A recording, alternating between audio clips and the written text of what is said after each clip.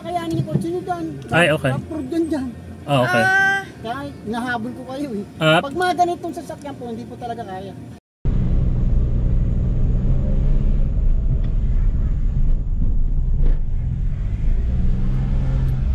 Around 5 AM pa lang nung nakarating kami sa Casa Peregrine Resort and Restaurant sa San Mateo, Rizal. 50 pesos ang entrance fee at kahit maaga pa lang, may mga visitors na. Papunta talaga kami sa Gaya Datu, pero dahil 2 PM pa ang check-in time, nag-stop over muna kami dito. At kung papalarin kami, makakita kami ng Sea of Clouds. Okay guys, may piece of Wi-Fi. Mahina ang signal dito kaya kung kailangan mo mag-internet, sulit yung piso wifi nila. Mura at okay naman yung bilis.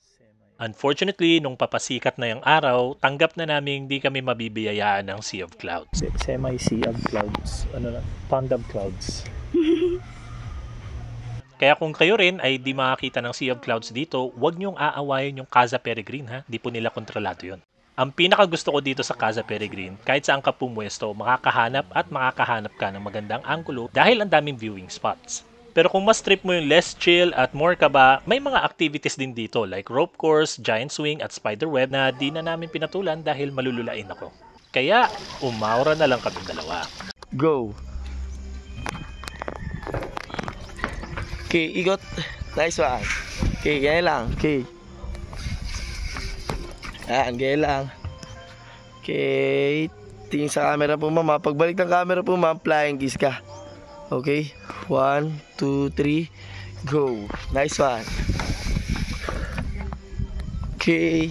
Kung gusto nyo rin ng Ultimate Aura video like this, hanapin nyo lang si Kuya. Nakakalimutan ko lang yung pangalan niya, pero siya yung naglalako ng ice cream dito. Basta bigyan nyo lang siya ng pang-merienda pag nagpa-shoot kayo ha. By 7 AM, nagbukas na yung restaurant ng Casa Peregrine. Hindi na ako magko-comment sa food dahil ito lang naman yung natikman namin. Besides, we came here for the view and the memories.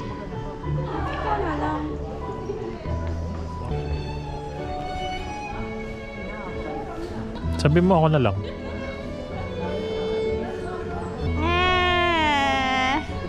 With the view. With the view.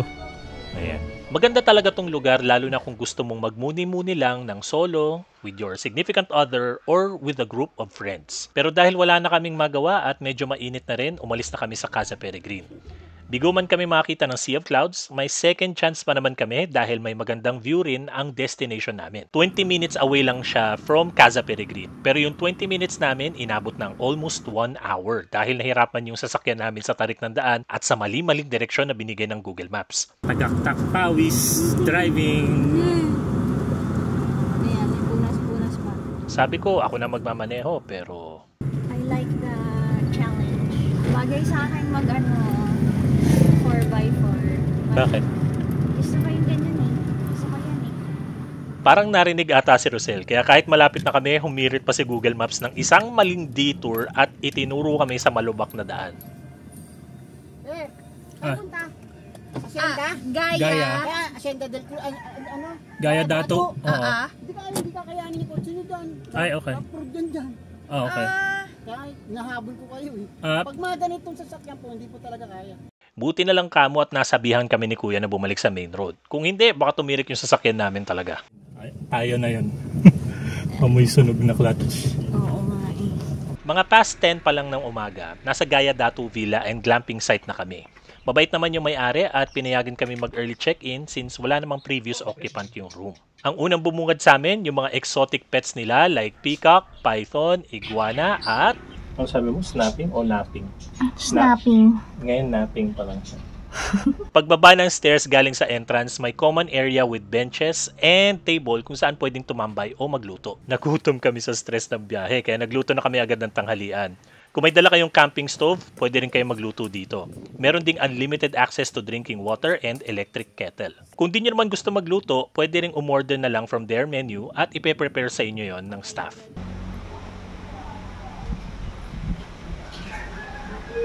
Lapu room yung binook namin. Meron siyang queen-size bed, TV with Netflix access, electric fans, bathtub, and a shared bathroom. Ang aliwalas ng tingnan dahil di lang malaki yung bintana, naka-open talaga yung bathtub area at may magandang view ng kabundukan. But thanks to the layout of the villa, you can rest easy that you can have your privacy while in the bathtub and enjoying the view.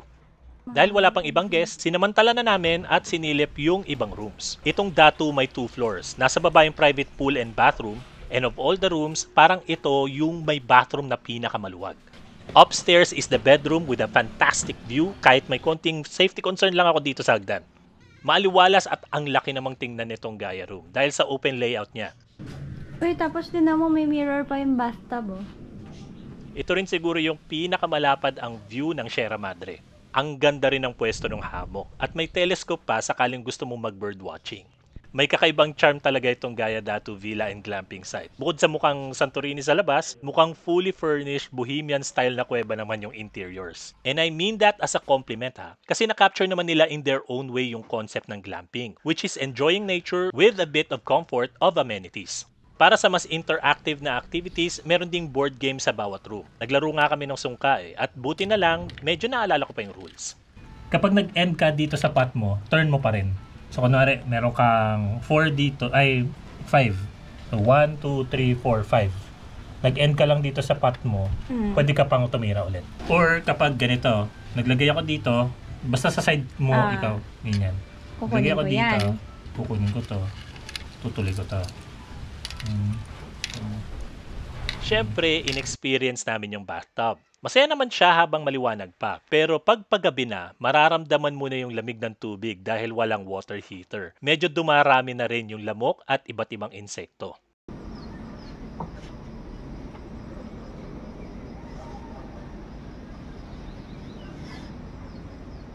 Kinaumagahan, unfortunately, di pa rin kami nakakita ng Sea of Clouds, which is okay. Positive naman overall ang experience namin sa trip na to.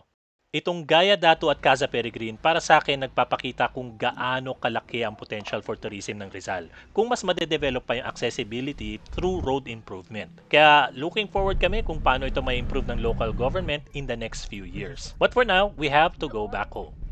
Yun nga lang, mukhang sisingilin kami ng malaki ng kotse namin dahil sa trip na to.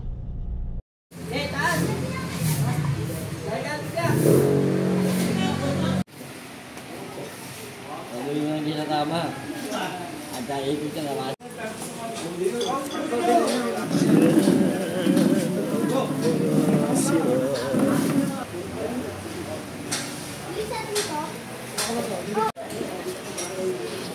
Sir, before after.